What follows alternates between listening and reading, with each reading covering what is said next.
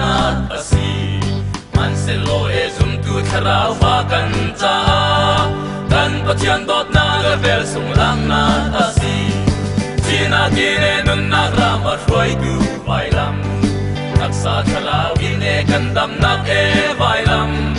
Zion ku cheo do le mo e thachua rama roi tu vai lam kan lom lai e kan au pi lai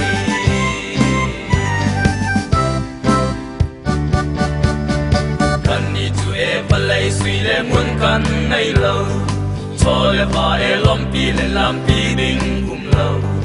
man se Emmanuel Pathian Giêsu căn ngày chu chu căn mai man la le mo lom na da si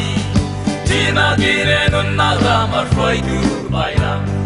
taksa tharau ine kan dam na ke vai lam Zion chu cheo do le mo e thachua rama Roi tu vai lam kan lom lai e kan au pi lai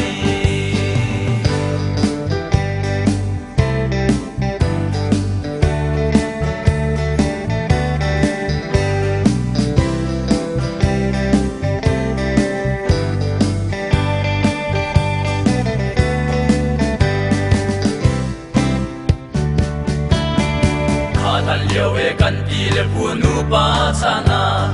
lấy đầu là lệ ăn bay cha na lo min ăn làm kan ni tu e Emmanuel Giêsu thong in và lấy tay tu kan si cha lo min kan làm chi na ki le nun na ra ma roi tu vai lam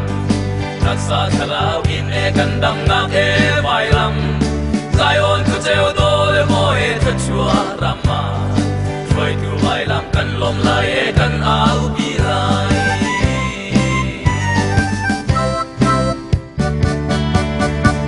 Liu Pentecost ni tharau ro sur ni a minung thuak le tuak tan nak in mi ru tan lo si se prophet Joel chim chung bia ting e hallelujah boy for min chu thang tha si se tina ki nun na la ma roi tu vai lam